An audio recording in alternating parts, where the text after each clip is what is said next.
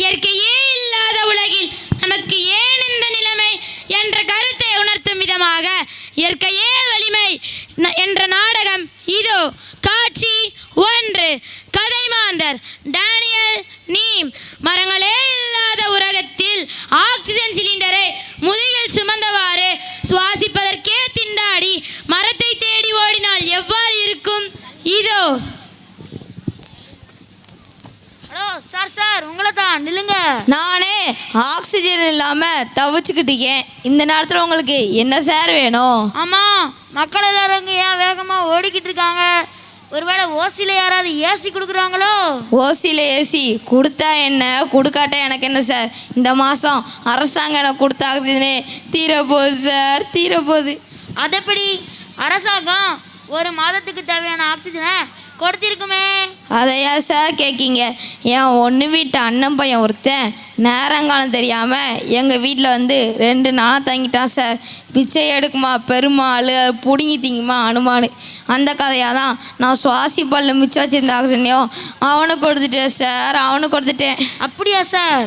ஆமாம் சார். எங்கள் அம்மா கிட்ட ஆக்சிஜன் புக் பண்ண சொன்னால் அசால்ட்டாக இருந்துட்டாங்க. நேற்று ஆக்சிஜன் கேட்டால் வர 1 வாரம் ஆகட்டாங்க சார். 1 வாரம் ஆக்சிஜன் இல்லாமல் நான் எப்படி சார் உயிர் வாழ போகிறேன்? ஆமாம், என்னையே துருவி துருவி கேள்வி கேட்கீங்களே, நீங்கள் யாரை பார்க்க சார் போகிறீங்க? அதை ஏன் சார் கேட்குறீங்க? நானே 3-4 மாதமா அங்கே இங்கேன்னு ஆக்சிஜனை கேட்டு வாங்கி வச்சுருந்தேன். யார் கண்டுபிடிச்சோ ராவோடு ராவா வந்து தூக்கிட்டு போயிட்டாங்க சார், தூக்கிட்டு போயிட்டாங்க. அதான் நான் இப்போ ஆணி இல்லாத பம்பரம் மாதிரியும் காற்றே இல்லாத பலூன் மாதிரியும் அல்லாடிக்கிட்டு இருக்கேன் சார், அல்லாடிக்கிட்டு இருக்கேன். அதான் இப்போ யார்கிட்டயாச்சு ஆக்சிஜனை கேட்டு வாங்கலான்னு சுற்றிக்கிட்டு இருக்கேன். ஊரா வீட்டு மாங்காயை ஊறுகா போகிற தப்பு நண்பா. இருந்தாலும் நம்ம 2 பேரும் நிலமே ஒரே மாதிரி தான் இருக்குது. ஆமாம், அங்கே என்னமோ பச்சை தெரியுதே, அது மரமாக இருக்குமோ? ஆமாம், மரமே தான். வாங்க, மக்கள்லாம் போகிறதுக்கு முன்னாடி நம்ம போவோம். கடவுள் கண்ணை திறந்துட்டாரு ப்ரோ, கடவுள் கண்ணை திறந்துட்டாரு. இப்போதான் ஆக்சிஜன் கிடச்சிச்சு. உயிர் போய் உயிர் வந்த மாதிரி இருக்கு.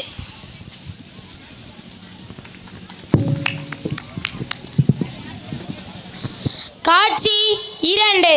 கதைமாந்தர் பெண் வீட்டார் மாப்பிள்ளை வீட்டார். தண்ணீரே இல்லாத உலகம். குடிப்பதற்கோ தண்ணீருக்கு பதிலாக தாகத்தை போத்த மாத்திரை, குளிப்பதற்கோ தண்ணீர் ஸ்ப்ரே அடித்துக்கொள்ளும் அவலநிலையை விளக்கும் காட்சி உங்கள் கண் முன்னே. நந்தினி, நந்தினி உள்ள என்ன பண்ற? வெளியே வா. என்னங்க அண்ணே, சொல்லுங்க. இன்னைக்கு நம்ம அனுவை பொண்ணு பார்க்க வராங்களாம். அப்படியா? மாப்பிள்ளை என்ன ஊரு, என்ன படிச்சிருக்காரு? மாப்பிள்ளை நம்ம பக்கத்து ஊர் தான், நிறைய படிச்சிருக்காரு. என்ன இங்க மாப்பிள்ளை பொண்ணு பேச்சு அடிப்படுது?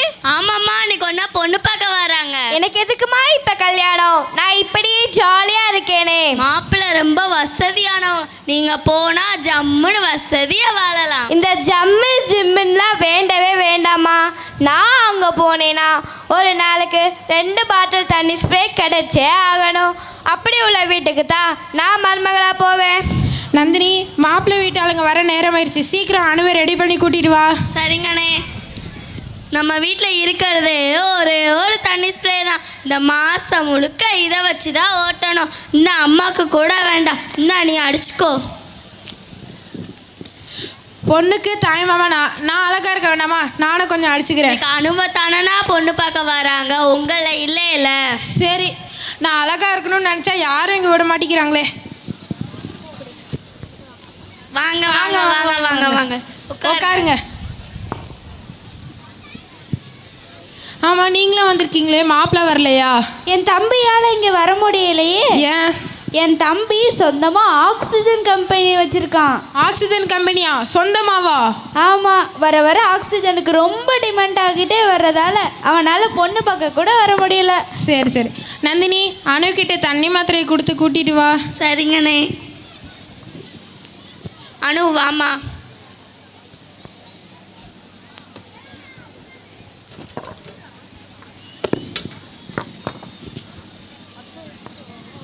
உட்காருபா. மாப்பிள்ளை தான் வரல, மாப்பிள்ளையோட ஃபோட்டோ ஏதாச்சும் இருக்குதா? இதா இருக்கு. இவதான் என் பையன்.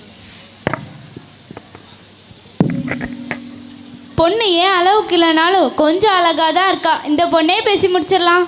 சரிப்பா. அனு, மாப்பிள்ளை நல்லா கலராக உயரமாக தான் இருக்காரு, பார்க்குறியா? நீங்களும் அம்மாவை பார்த்தீங்களா? போதுமாம்மா. சரி, இந்தாங்க. எங்கள் வீட்டில் வசதி கொண்டு குறை இல்லை. எங்கள் வீட்டுக்கு வந்தாடா சுபா ராடி மாதிரி வாடலாம். நாங்கள் ஒன்றும் மற்றவங்களை மாதிரி இல்லை. அதை தாங்க இதை தாங்கன்னு கேட்கல. ஆனால் ஒரு கண்டிஷன். என்னது கண்டிஷனா? என்ன கண்டிஷன்? என் தம்பி மாதிரி ஒரு பையன் உங்கள் வீட்டுக்கு மருமகனாக வரணும்னா என் தம்பி எடைக்கு சமமா நீங்கள் தண்ணி மாத்திரை தந்து தான் ஆகணும். இதை நாங்கள் விட்டு தரதா இல்லை. அடியா அத்தி, இது என்ன பகல் கொள்ளையா இருக்கு? என்னங்க பகல் கொள்ள அது இதுன்னு பேசுகிறீங்க? என் தம்பி படித்த படிப்புக்கும் பார்க்குற வேலைக்கும் உலகத்தில் அவனுக்கு கிடைக்காத பொண்ணா? நீங்க பேசுறது என்னமோ குருட்டனை பிடிச்சி ராசபார்வை பார்க்க சொல்ற மாதிரி இருக்கு. அது என்னங்க, என் தம்பி மட்டும் உங்கள் பொண்ணுக்கு வாழ்நாள் முழுவதும் ஆக்சிஜன் தரணும். நீங்கள் என் தம்பிக்கு தண்ணி மாத்திரை தரதுக்கு இந்த பேச்சு பேசுகிறீங்களே. நாங்கள் என்ன தான் உருண்டு பிறண்டு பார்த்தாலும் உங்கள் தம்பி இருக்கிற இடைக்கு சமமாக எங்களால் தண்ணி மாத்திரை கொடுக்க முடியாதுங்க. நமக்கு இதை இடம் சரிப்பட்டு வராது. நம்ம வேறு இடத்துல போட்டு பார்த்துக்கலாம். வா போகலாம். ஒரு நிமிஷம். நாங்கள் கொடுத்த தண்ணி மாத்திரை திருப்பி தந்துட்டு போங்க. இது நல்ல கதையாக இருக்கே. நிறைய தனி பாத்திரம் கிடைக்கும். எங்கள் பையனுக்கு பொட்டு பார்க்க வந்தால் நீங்கள் கொடுத்த பாத்திரை திருப்பி கேட்குறீங்க. இதான் அவங்க பண்பாடா? நாங்கள் பிடிங்க அவங்க மாத்திரை. வாங்கம்மா போகலாம். நல்ல வேலை, 2 தண்ணி மாத்திரை வீணாகல, அவங்க தந்துட்டு போயிட்டாங்க. நீங்கள் ஒன்றும் கவலைப்படாதீங்கம்மா. நிறைய தண்ணி மாத்திரைக்கும் வீட்டுக்கு தான் நான் மருமகளாக போவேன். சரிம்மா. சரிம்மா.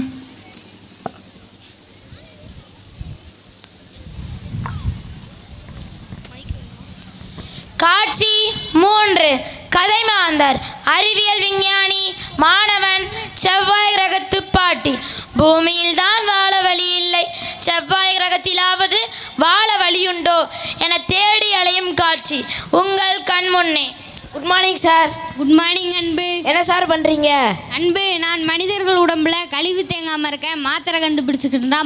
மாத்திரை. அப்படியா சார்? அந்த காலத்தில் நம்ம தாத்தன், பாட்டன், முப்பாட்டன் எல்லோரும் இயற்கை முறையில் விவசாயம் பண்ணி அதில் விளைந்த காய்கறி பழங்களை சாப்பிட்டாங்க. எங்கே பார்த்தாலும் பச்சை பசேர்னு விவசாய நிலமாக தான்டா இருந்துச்சு. விவசாய நிலமா? பச்சை பசேலாம் அப்படின்னா என்ன சார்? ஒரே குழப்பமாக இருக்குது. குழம்பாதடா, நானே இந்த கூகுளில் பார்த்து தான் தெரிஞ்சுக்கிட்டேன். வா, உனக்கும் காட்டுறேன். அன்பு, இங்கே பாடுறா.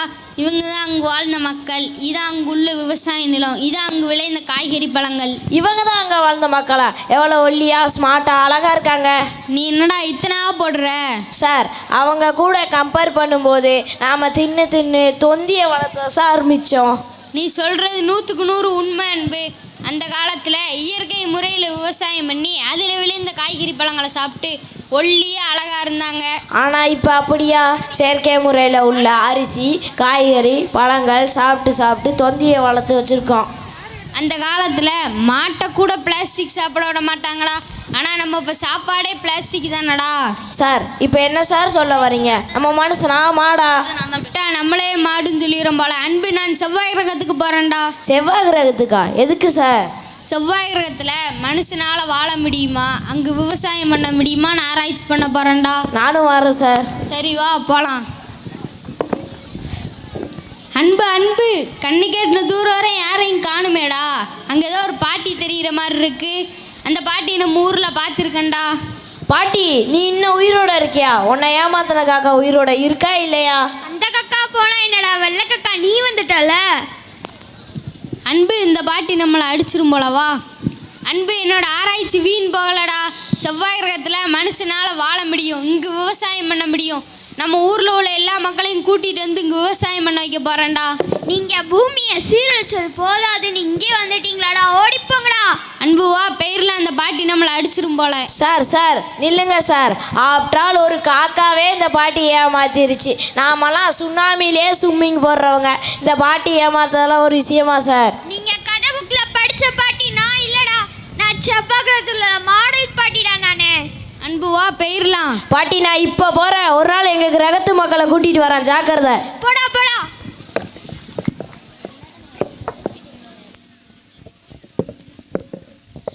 காட்சி 4. கதை மாந்தர். சிந்தனை செல்வன் தாத்தா. வருங்காலத்தின் நிலைமையை கனவிலே கண்டு பதறிய பேரனுக்கு தாத்தா கூறிய அறிவுரை.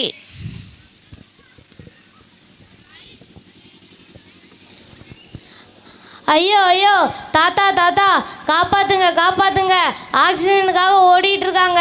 தண்ணி ஸ்ப்ரே, தண்ணி மாத்திரை. பரண்டி பரண்டி, என்ன தூக்கத்தில் உளறிக்கிட்டு இருக்க? கனவு கண்டியா? ஆமா தாத்தா. என்ன கனவு கண்ட? ஆக்சிஜனுக்காக ஓடிட்டு இருக்காங்க, தண்ணி ஸ்ப்ரே பயன்படுத்துறாங்க, தண்ணி மாத்திரை பயன்படுத்துறாங்க தாத்தா. அப்படியா பேராண்டி? ஆமா தாத்தா.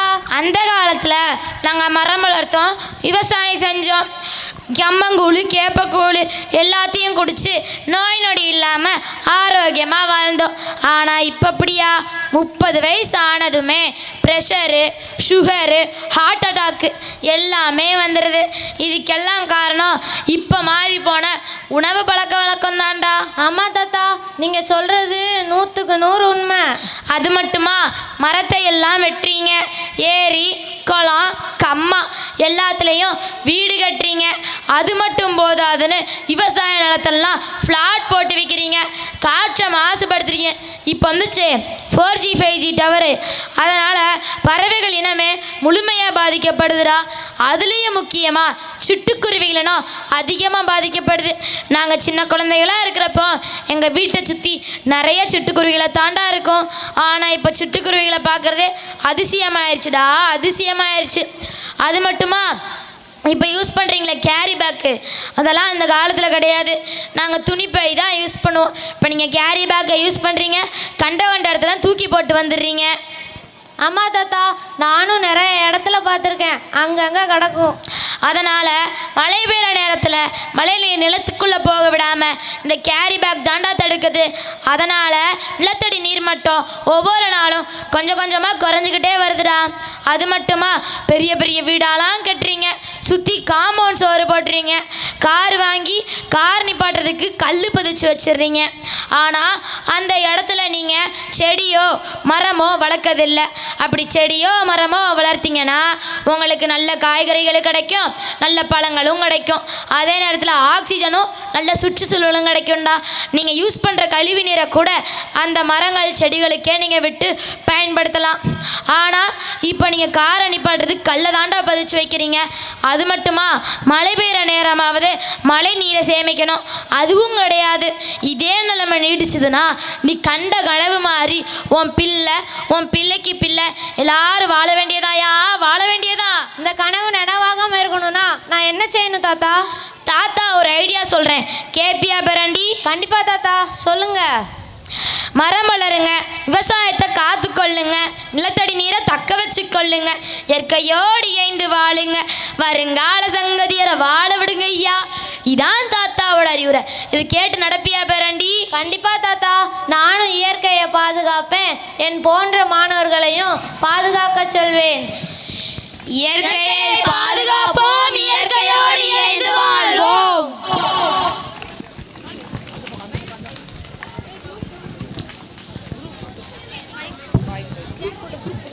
இயற்கையை பாதுகாப்பது மனிதனின் கடமை என்பதனை ஆணிதரமாக கூறிய என் அன்பு சகோதர சகோதரிகளுக்கு நன்றி.